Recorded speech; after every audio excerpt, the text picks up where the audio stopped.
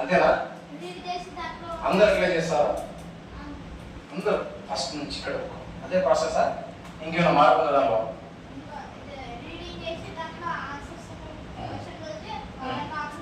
Nice nice. ఇంకేమన్నా ఎవరన్నా డిఫరెంట్గా ఆలోచించేవాడు ఎవరన్నా ఉన్న క్లాస్లో? అమ్మాయి కానీ అబ్బాయి కానీ ఎవరన్నా కానీ ఎవరన్నా ఉన్నారా? అది కాకుండా ఇట్లా చేయొచ్చు కదా సార్ నేను చెప్తారా ఎవరన్నా? చెప్పనా లేదా? చెప్తాను. మనం ఎప్పుడైతే కొన్ని విషయాల్లో రివర్స్గా ఆలోచిస్తామో కొత్త కొత్త ఇన్వెన్షన్స్ వస్తాయి. అర్థమైందా? కొందరు ఇది ఎందుకు జరుగుతుంది, ఇది ఎందుకు ఇట్లా జరగదు, జరగదని దాన్ని మనం జరిగినట్టు చేస్తే అదే ఆవిష్కారం అనమాట. ఇన్వెన్షన్ అంటారు, డిస్కవరీ అంటారు. అర్థమైందా? ఏమా దెబ్బ తగిలింది నీకు, ఎందుకు తగిలింది, దాని కారణం కనుక్కున్నావు అంటే నీకు దెబ్బ తగలదు నీకు. అంతే కదా? క్రికెట్ ఆడతారు కదా, సైకిల్ తొక్కుతారు కదా, తొక్కేటప్పుడు ఏం చేస్తాం? జాగ్రత్తగా ఉండాలి, బ్యాలెన్స్ చేయాలా. బాడీ ఇట్లా కింద పడతాం కదా, same. So what you have to do, ఇటు నుంచి కొద్దిగా టెక్నిక్ మారుతాం. కాంప్రహెన్షన్ ప్యాసేజ్ లో ఫస్ట్ వచ్చేసి first very simple technique. Passage చదవదు ఫస్ట్. మీకు ఒకే పేజ్లో ఉండదు కదా క్వశ్చన్ పేపర్లో. ఇట్లా ఫస్ట్ వచ్చేసి ఇక్కడ కాంప్రహెన్షన్ మొత్తం ప్యాసేజ్ ఉంటుంది, కింద క్వశ్చన్స్ ఉంటాయి కదా, 1 2 3 ఇలా ఇస్తారు కదా. క్వశ్చన్ అసలు ప్యాసేజ్ చదువు ఫస్ట్, క్వశ్చన్స్ చదువు. క్వశ్చన్స్ ఉన్నాయి కదా, ప్రశ్నలు చదవాలి ఫస్ట్. ఎన్ని 5 ప్రశ్నలు మొత్తం చదవాలా. ఆ 5 ప్రశ్నలు చదివేటప్పుడు దాంతోపాటు దానిలో 4 ఆప్షన్లు ఉంటాయి కదా, అందులో మనం కరెక్ట్ ఎంపిక చేయాలా. అంతే కదా? Correct option you have to select the right option. Right? am I right? So for that what you have to do, you have to first read all the questions. First tip ఏం తెలుసా? First tip గుర్తుపెట్టుకో. read all the questions.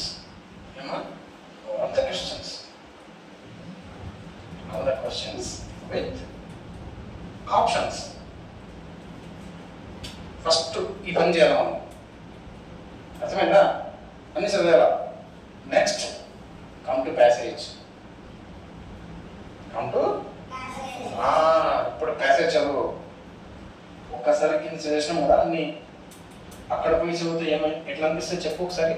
అన్ని చూసినా కనిపిస్తాయి. అంతే కదా? ఈ పదాలు ఎక్కడ చూసినాము, ఈ సెంటెన్స్ ఎక్కడుంది, ఇక్కడ ఉంది అనిపిస్తాయి కదా. అది రైట్. అయిపోయిన తర్వాత again come back to questions. Okay, come back to question number 1 first వచ్చేసి. రైట్? క్వశ్చన్ నెంబర్ 1 ఉంటుంది కదా, క్వశ్చన్ నెంబర్ 1 చదవాలి. అప్పుడు నీకు క్వశ్చన్ నెంబర్ 1 చదివితే చదువులో ఏమవుతుంది, ఆ క్వశ్చన్ 2 సార్లు చదువుతున్నావు. ఎన్నోసారి చదువుతున్నావు? 2వ సారి చదువుతున్నావు. అట్లాగే పైన కూడా ప్యాసేజ్ చదివినావు. నీకు ఇప్పుడు ఆన్సర్ తెలుసు. ఆప్షన్లో చూస్తే ఏం చేస్తావు, నీ చెయ్యి ఆటోమేటిక్గా రైట్ ఆన్సర్ దగ్గరికి వెళ్ళిపోతుంది. నువ్వు ఏం చేయాల్సిన అవసరం లేదు, నీ చెయ్యి పోతుంది కూడా తీసుకోపోతుంది. అర్థమైందా? రైట్ ఆన్సర్ దగ్గరికి వెళ్ళిపోతుంది. సో ఒక మార్క్ వచ్చినట్టే. రైట్ నా? Okay, this is 1. నెక్స్ట్ ఇంకొకటి ఏమంటే క్వశ్చన్స్లో కూడా నీకు క్వశ్చన్ అడిగే విధానం ఎట్లా ఉందంటే, నేను చూశాను పేపర్లో. ఒకటి వచ్చేసి యాంటోనిమ్ ఇస్తున్నాడు, అంతే కదా. ఒకటి సినానిమ్ ఇస్తున్నాడు. ఒక యాంటోనిమ్ ఒక సినానిమ్ ఇస్తున్నాడు. ఒక యాంటోనిమ్ ఒక synonym. At the same time మీకు జనరల్గా దానికి సంబంధించిన రిలేటెడ్ క్వశ్చన్స్ ఉంటాయి. దీనికి ఒక మంచి టెక్నిక్ చెప్తా. యాంటోనిమ్ సినానిమ్కి మీ దగ్గర ఉన్న పేపర్లు అన్నీ బాగా చూడండి. యాంటోనిమ్ సినానిమ్ చేసేటప్పుడు చాలా మంది ఇక్కడ మార్కులు పోతాయి. కరెక్టా? కరెక్ట్ ఒప్పుకోండి, నా దగ్గర అబద్ధాలు చెప్పకూడదు. ఎంతమంది కరెక్ట్ రాస్తారు యాంటోనిమ్ సినానిమ్స్ చెప్పు. ప్యాసేజ్ చదివి ఎంతమంది కరెక్ట్ రాస్తారు? రాస్తామా? గుడ్, క్లాస్ పెట్టాం. అర్థమైందా? యాంటోనిమ్ సినానిమ్స్ తప్పు రాస్తుంది చాలా మంది. సింపుల్, అది వేరేది ఏం లేదు. ఇంతకు ఒకటి అక్కడ నేను బుక్లో చూశాను.